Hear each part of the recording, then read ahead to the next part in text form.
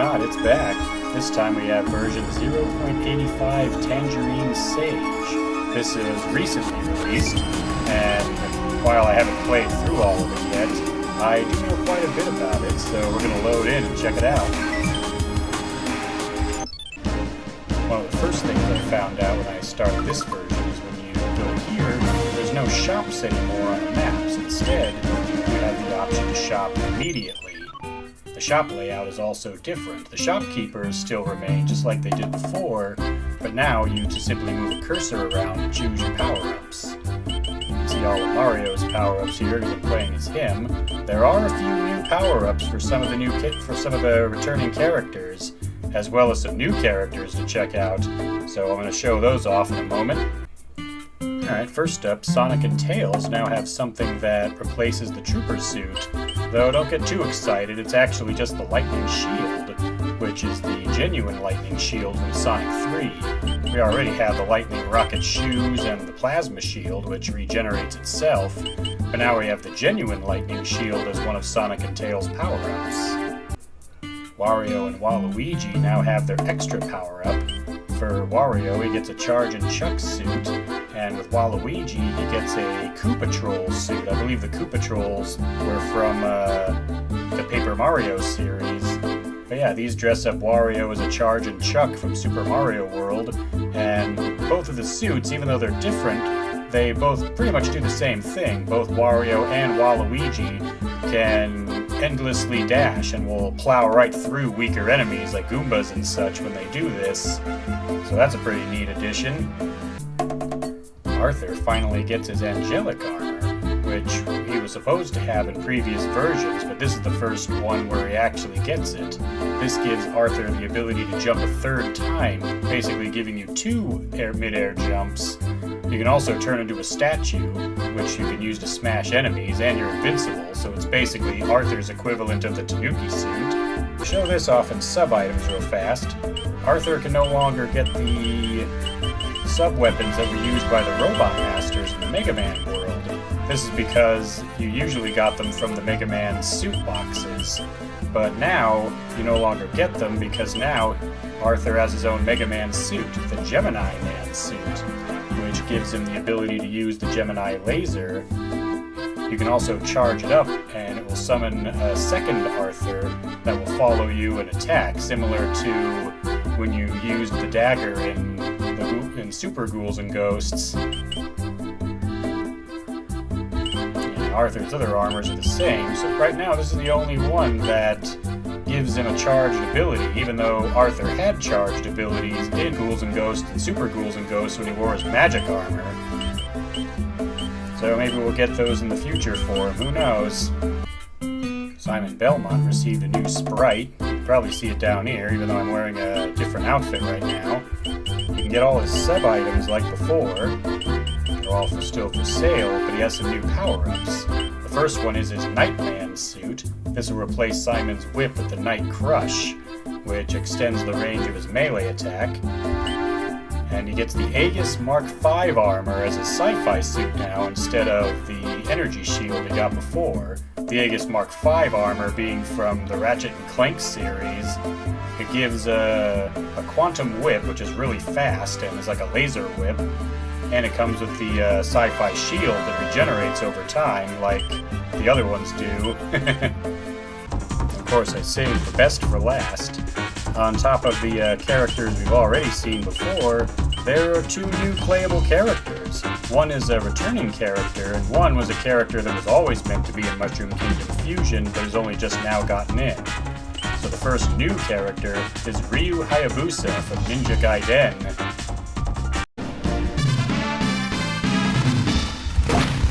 Ryu basically moves like he did in Ninja Gaiden. He can jump, duck, and swing his sword. He can't stomp enemies as Ryu. But like all characters, you can still use the Super Mario 2 mechanics, pick up items and enemies and throw them, if they can be picked up and thrown. Pick up special weapons with it too. I'll show those off in the shop, but if I hit the shoot button, he'll throw a shuriken, though he has limited ammo for it. And air dash with a mid-air jump, and if you jump into a wall, Ryu can cling to the wall, and then you can climb up and down.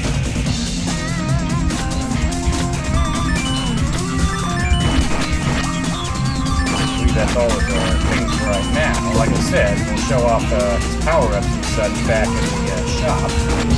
Yeah, you can swing the sword, crouch. I think the sword can take out projectiles. Yeah, you cut some of the fireballs down with him.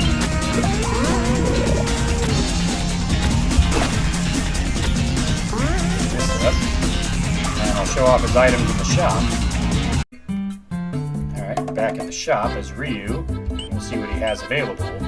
First up, he has the Black Falcon suit, which I picked up before I left. It slightly increases Ryu's wall climbing speed and sword damage, and his sub-items will consume less ammo with this suit.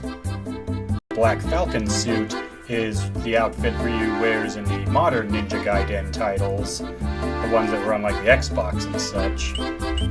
He gets a Strider Hiryu suit with the red bar. This is his sci-fi outfit. Well, actually, it's not his sci-fi outfit. It doesn't look like he gets one. But what this does is it dresses Ryu up as Strider Hiryu from the Strider series. It'll extend the range of his sword, though it doesn't change it into the energy tonfa weapon. I forget what it's called off the top of my head. The text will cover it. The one that Strider Hiryu uses. Your sword will also deal more damage than other suits and will cut through even armored foes when you have this outfit. Maybe they'll change it to the Strider Hiryu weapon in a later update. His other outfit is a Mega Man suit, his Shadowman.exe suit. It dresses Ryu up as Shadowman.exe from the Mega Man.exe series, and it lets him throw his shurikens without consuming any ammo. He can also extend his sword and slightly reduce the amount of ammo his other sub-items use. So if I go to sub-items, we'll see that he has a number of them to choose from. The first is the shuriken, then there's the windmill shuriken that's kind of like a boomerang, the sword spin, which lets you jump and do a mid-air spinning slash, the fire wheel, which you throw up in the air and it flies diagonal up, the fire shield, which will briefly make Ryu invincible, the fire dragon balls, which you fire in a diagonal down direction, and the vacuum wave that lets you fire projectiles above and below Ryu. Finally, the most exciting new playable character in this, in my opinion, you can now play as Samus Aran, who was originally meant to be playable in Mushroom Kingdom Fusion to begin with, but was never made playable until now. So, yeah, Samus is another character that is kind of the momentum character. You start with just the regular shot, but as you can see, I've powered up quite a bit. I've got the screw attack when I jump. You can shoot up, you can shoot diagonal while moving, you can shoot down diagonal while moving, and you can shoot up and down in pretty much any direction when jumping. You can't do the wall jump like you had with Super Metroid, but that's okay. Jumping straight up actually puts you into the somersault that activates the screw attack. There's some other power-ups here I can grab. Then you have the charge beam, which is basically the first power-up you get with Samus, like the mushroom. Then you use the charge beam. Here I picked up the wide beam, or the spazer, which is what the S stands for. Yeah, you can roll into a ball, and if you have the bomb pickup, you can drop Samus's bombs, which will let you actually destroy blocks and such. Now we'll check out the power-ups you can get for Samus. First up is the Plasma Beam. This will give Samus the Gravity Suit and let you fire large plasma beams that can hit multiple enemies. There's the Morph Bomb tank, which when you go into your Morph Ball, you can drop bombs. In your Morph Ball form, you can also move and jump. This will turn into a missile tank if you already have this. Missile tanks will give you up to 35 missiles, as well as giving you 5 missiles each time you collect one. Enemies can also drop regular missiles to replenish your supply. The Wave Beam gives you a beam that will, again, travel in a wave-like pattern. I'm actually going to buy this real quick. There you go. Okay. I guess with these standard power-ups, like the Wave Beam and the Spazer, Samus has the Various Suit on. The Screw Attack, which I was showing off, it lets you deal enemies damage when you jump into them. The funny thing about the Screw Attack is it actually kind of functions like Mario's spin jump in a way, and you'll bounce off enemies that can't be defeated with a Screw Attack. There's the Wide Beam, like I said, it's the Spazer. It equips Samus with a wider beam that you can charge up and fire 3 at once. Pharaoh Shot is Samus's Mega Man outfit. Let's purchase it real quick. Dresses Samus up in a Pharaoh Man suit and gives you the chargeable variation where it'll fire the Pharaoh Man blast up above her. Then there's this suit. I think this is her sci-fi suit, though it doesn't give her the sci-fi energy shield. It's the Tau Cannon. This baby can take temperatures up to 9,000 degrees. And this will give Samus the HEV suit, the Hazardous Environment suit that Gordon Freeman wears in Half-Life. And this gives you the Tau Cannon, which you can fire as bolts, kind of similar to the Shock Roach. And you can charge it up to fire the Reflective Tau Beam, which is probably their strongest weapon in this game. So I thought that was really neat that they added her as a playable character finally. I also wanted to show this off. You'll notice the Minus World is gone. This was where it was normally at. You go to the right and there it would be. But I came straight here to check out the Edge of Beyond, and the Minus World's gone. Its levels, however, are still in the game. They're just in other worlds. I believe there's some in World 8, which is now known as go to the Warp Zone and show it off.